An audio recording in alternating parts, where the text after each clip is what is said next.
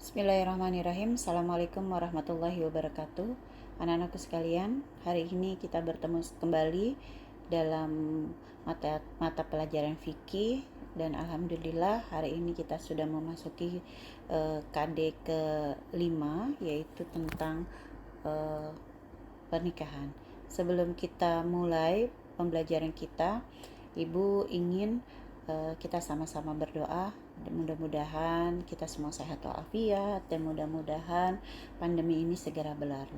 Yuk kita bacakan suratul Fatihah buat kita semua. Semoga kita selalu dilindungi oleh Allah Subhanahu wa taala. Al-Fatihah. A'udzubillahi minasyaitonirrajim. Bismillahirrahmanirrahim. Alhamdulillahirabbil alamin, arrahmanirrahim, maliki yaumiddin. Iyyaka na'budu wa iyyaka nasta'in. Ihdinas shiratal mustaqim, shiratal ladzina an'amta 'alaihim ghairil maghdubi 'alaihim waladdallin. Amin. Selesai anak-anakku sekalian. Hari ini mudah-mudahan kalian sehat semua ya. Ibu lihat kalian dalam kondisi yang sehat ya, walaupun ada beberapa teman yang belum masuk di Google Meet-nya.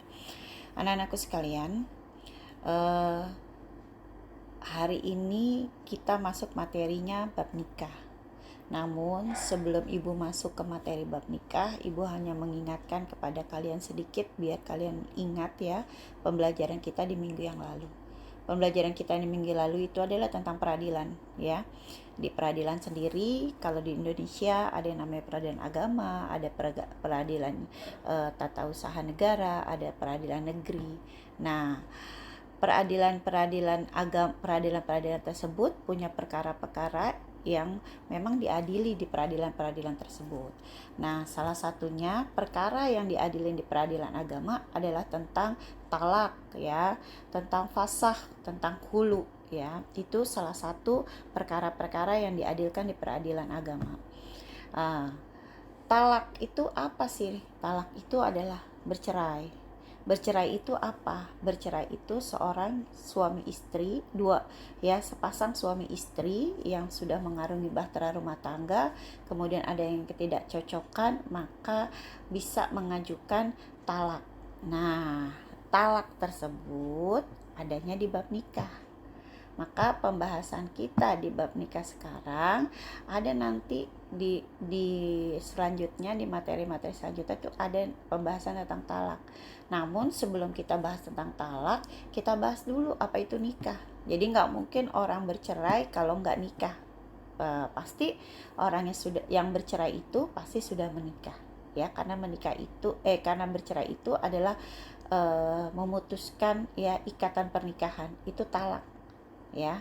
Jadi nggak mungkin kalau dia dicerai udah nikah belum, nggak mungkin. Kalau orang sudah bercerai pasti orang itu sudah menikah. Makanya kita harus tahu dulu apa itu nikah. Namun anak-anak, kenapa sih kalian harus belajar bab nikah? Karena bab nikah itu sangat penting buat kehidupan kalian ya. Tujuan kalian belajar bab nikah agar kalian paham apa itu pengertian nikah, apa itu syarat dan rukun nikah, apa itu hukum nikah, itu kalian harus paham.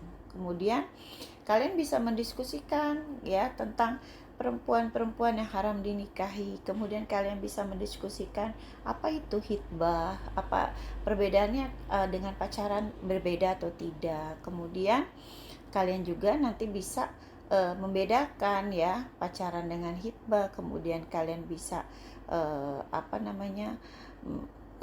memberikan tanggapan ya tentang pernikahan-pernikahan yang dibenarkan dalam syariat Islam dan pernikahan-pernikahan yang tidak dibenarkan dalam syariat Islam. Itu tujuan pembelajaran tujuan pembelajaran pada materi bab nikah kali ini ya. Oke, kita mulai materi kita. Kita awali dulu dengan dalil nakli yang berkaitan tentang bab nikah. Kita ambil surat An-Nahl ayat 72. Di dalil nakli ini Allah memang menjadikan manusia itu ya berpasang-pasangan, dan Allah menjadikan bagi kamu untuk seorang laki-laki istri-istrinya ya dari jenis kamu sendiri, dan menjadikan istri-istrinya dari istri-istrinya tersebut, dan menjadikan bagi kamu dari istri-istri kamu itu anak-anak dan cucu-cucu ya. Jadi Allah menjadikan seorang laki-laki itu dari seorang laki-laki itu istri-istri. Kenapa menjadikan kamu istri-istri jadi jenis kamu? Karena seorang perempuan itu berasal dari tulang rusuknya laki-laki ya. Jadi Allah menciptakan manusia itu laki-laki dan perempuan berpasang-pasangan ya. Ada laki-laki, ada perempuan, dan menikah itu harus laki-laki dengan perempuan. Bisa kan menikah dengan laki-laki sama laki-laki? Dalam Islam itu tidak dibolehkan dan tidak dibenarkan ya. Nah, karena di dalam Al-Qur'annya Allah menciptakan manusia itu berpasang-pasangan ya. Azwajikum itu artinya berpasang-pasangan. Maka yang berpasang-pasangan itu boleh menikah, tapi kalau tidak berpasangan maka tidak boleh menikah ya. Nah, kita sekarang lihat detailnya lagi. Apa sih materi apa yang akan Ibu bahas pada hari ini? Yang pertama adalah materi yang Ibu bahas pada hari ini adalah tentang pengertian nikah. Yang berikutnya yaitu tentang hukum nikah. Kemudian ya, yang berikutnya lagi setelah hukum nikah adalah persiapan pelaksanaan pernikahan. Kemudian ada lagi syarat dan rukun nikah. Kemudian yang berikutnya adalah macam-macam pernikahan terlarang dan kewajiban suami istri. Namun kalau hari ini kita waktunya tidak cukup ya, Ibu cukupi sampai nanti perempuan-perempuan yang haram dinikahi. Nah, ini pengertian nikah. Nikah itu apa? Nikah itu berasal dari bahasa Arab yang artinya berkumpul ya, bersatu. Itu nikah ya. Maka orang yang menikah itu berkumpul, bersatu antara seorang laki-laki dengan seorang perempuan. Nah, padanan kata dari nikah ada zawaj. Zawaj itu artinya berpasangan. Jadi yang berkumpul dan bersatu itu siapa? Itu yang berpasangan. Siapa yang berpasangan? Laki-laki dengan perempuan. Jadi kalau ada orang yang bilang saya nikah, saya sudah nikah, saya sudah kawin, tetapi menikahnya dengan laki-laki, sama-sama dengan laki-laki atau sama-sama dengan perempuan, namanya bukan nikah, namanya bukan kawin. Karena yang namanya kawin itu harus zawaj. Zawaj itu berpasangan. Yang namanya berpasangan itu jenisnya harus berbeda, laki dengan perempuan. Tidak bisa namanya jenisnya sama itu disebut berpasangan ya. Jadi menurut istilah, yang namanya nikah adalah suatu akad yang menghalalkan pergaulan antara seorang laki-laki dan perempuan yang bukan mahramnya, hingga menimbulkan hak dan kewajiban di antara keduanya. Ya, itu nikah. Berikutnya kita lihat, ini ada hukum nikah. Hukum nikah itu hukum asalnya adalah mubah. Kemudian kenapa disebut mubah? Kenapa bisa mubah hukum nikah? Karena semua orang ya harus pasti nikah, harus nikah sebenarnya, karena itu sudah kodrat. Yang namanya kodrat dari Allah itu seorang manusia adalah menikah. Seorang manusia itu menikah, kodrat dari Allah seperti itu. Kalau ada orang yang tidak menikah, Bu, boleh tidak menikahnya? Kenapa? Kalau dia tidak menikahnya, memaksakan diri untuk tidak menikah, itu tidak boleh, karena kodratnya harus menikah. Tidak dosa kok kalau seorang manusia itu menikah, tidak ada dosanya. Malah kalau orang menikah itu adalah ibadah gitu. Maka kodrat Allah itu manusia itu yaitu bisa menikah gitu. Bisa dijadikan hukumnya sunnah. Kalau seorang itu menikah sudah cukup, dia ingin menikah, dia sudah mampu, bekalnya sudah sehat jasmani dan rohaninya, mentalnya juga sudah siap untuk menyongsong pernikahan, namun dia bisa membentengi dirinya atau dia tidak khawatir akan dirinya terjerumus kepada praktek perzinahan. Jadi dia bisa menjaga dirinya gitu untuk tidak terjerumus ke perzinahan. Misalnya dia banyak puasa, dia rajin ibadahnya, dia belum mau menikah gitu, ntar saja menikahnya, karena dia tidak punya pacar, tidak apa, dia sibuk menyibukkan diri pada hal-hal tentang kebaikan. Nanti saja menikahnya, umur saya masih terlalu muda gitu, atau nanti saja menikahnya ketika sekolah S3 saya selesai, itu boleh selama dia bisa menjaga dirinya tidak terjerumus dalam praktek perzinahan, itu boleh, hukumnya sunnah. Tapi kalau dia tidak bisa menahan dirinya, maka hukumnya akan wajib. Dia tidak bisa menahan dirinya terjerumus dari perzinahan, maka dia harus menikah, ya. Haram, bisa jadi haram kalau menikah itu hanya niatnya menyakiti istrinya, mempermainkannya, serta memeras hartanya, itu jadi hukumnya haram. Ini yang tadi Ibu bilang wajib, ya, kalau memang dia tidak kuat menahan dirinya sehingga dirinya terjerumus ke perzinahan.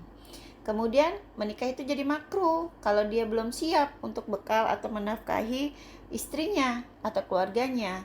Walaupun dirinya telah siap secara fisik, badannya gede nih, tapi nggak punya uang, atau orangnya sudah dewasa tapi belum bekerja, maka tidak boleh menikah, makruh tuh, ya, karena dianggapnya dia tidak cukup bekal untuk menafkahi keluarganya, maka makruh. Walaupun umurnya sudah tua tapi dia cuma pengangguran, sebenarnya makruh, ya. Tapi kalau dia tidak mampu menjaga dirinya dan akhirnya terjerumus dalam perzinahan, maka ya sudah diwajibkan untuk menikah. Sekarang dalam Islam ada yang namanya persiapan pelaksanaan pernikahan. Apa sih pelaksanaan pernikahan itu? Pelaksanaan pernikahan itu khitbah.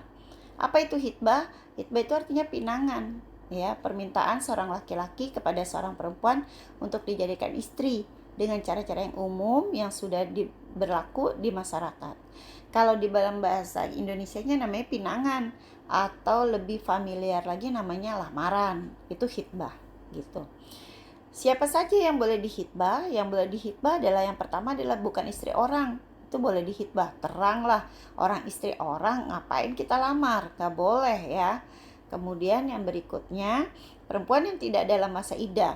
Jadi perempuan yang setelah ditalak oleh suaminya atau dicerai, atau perempuan yang ditinggal mati suaminya atau ditinggal wafat suaminya, kemudian dia dalam masa iddah, maka dia tidak boleh menikah dulu atau tidak boleh dilamar orang, tunggu sampai masa iddahnya selesai.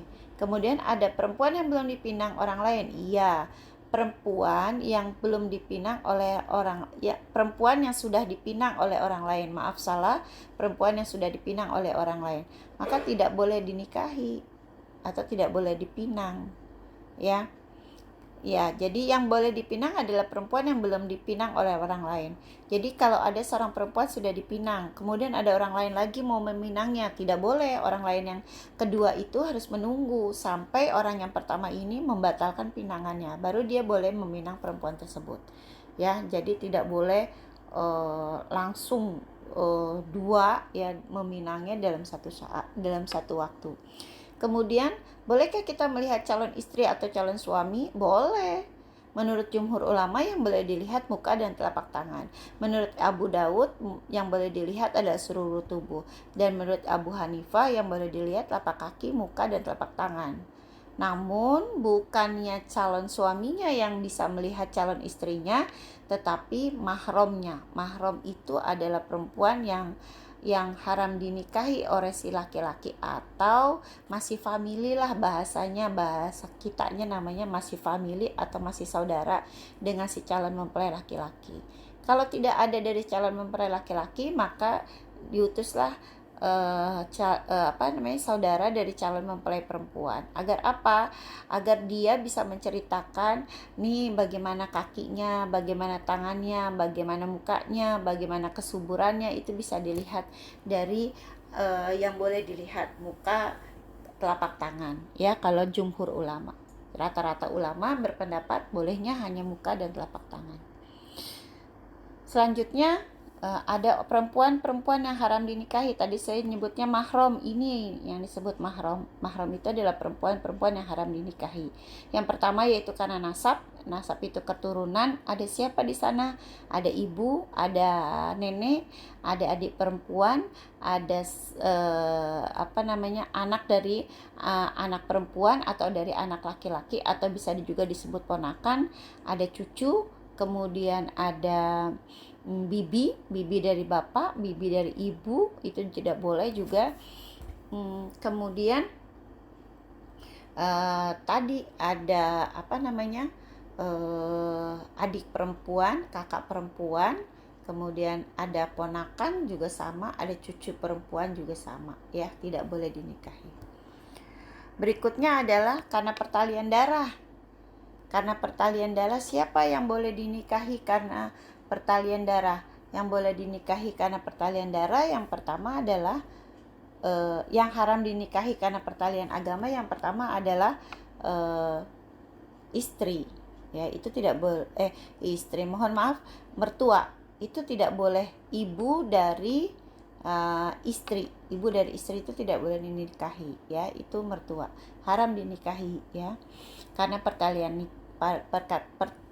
nikah. Maaf, saya tadi salah sebut, maksudnya pertalian nikah.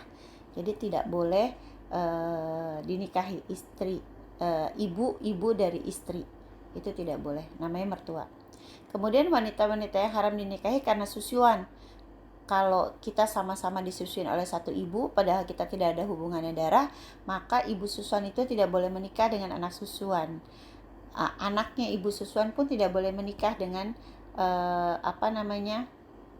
anak susuannya, ya. Jadi anaknya ibu susuan ini, misalnya anak ibu susuan perempuan, kemudian anak susuannya adalah laki-laki, maka dia tidak boleh menikah. Bahkan bibinya dari ibu susuan, bibi dari bapak, bibi dari ibu, ya, saudara kandung perempuan pun sama, tidak boleh dinikahi. Kemudian wanita yang haram dinikahi karena li'an. Karena li'an ini adalah sumpahnya suami ketika bersumpah untuk tidak menggaul istrinya karena misalnya istrinya berbuat zina, maka selamanya tidak boleh dinikahi.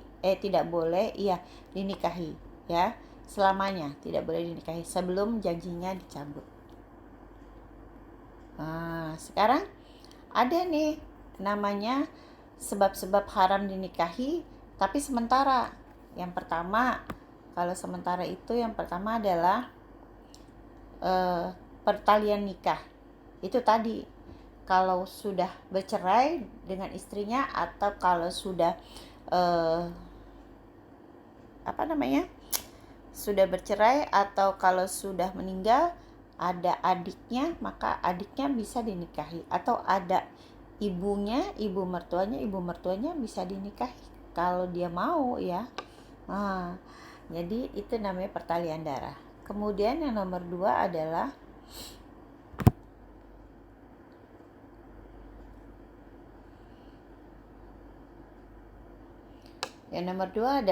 talik bain kubro. Talik bain kubro ini tidak boleh dinikahi dengan suami yang menceraikan dia, kecuali istrinya menikah lagi dengan orang lain, kemudian suaminya itu menceraikan si istri ini, dan maka istri ini bisa kembali lagi ke suami yang pertama. Itu talak bain kubro. Kemudian yang ketiga adalah memadu 2 orang perempuan bersaudara. Itu nggak boleh, ya. 2 orang perempuan bersaudara juga nggak boleh, sekaligus nggak boleh, ya, kecuali kalau satu-satu. Yang berikutnya, yang keempat, perbedaan agama. Kalau ada calon suami istri yang beda agama, itu tidak boleh menikah, haram hukumnya, ya, kecuali kalau dia sama-sama memeluk agama Islam. Berikutnya adalah berpoligami lebih dari 4. Tidak boleh. Kalau dia sudah berpoligami lebih dari 4, tinggal milih. Kalau misalnya istri yang diceraikan, ya, jadi berkurang 1 jadi 3, kemudian dia menikah lagi sebagai istri keempat, ya silakan, gitu. Tapi yang tidak boleh adalah lebih dari 4. Itu saja anak-anakku sekalian, pembahasan pada hari ini. Ibu berharap, ya, kalian bisa mendengarkan dan mencerna apa yang sudah ibu jelaskan. Nah, tugas kalian setelah mendengarkan penjelasan ibu, tugas kalian adalah diskusi kelompok seperti kelompok yang sudah ibu berikan kemarin, ya. Satu kelompok itu 3. Kalian bisa berdiskusi di classroom, atau kalian bisa berdiskusi di e-learning di materi fikih.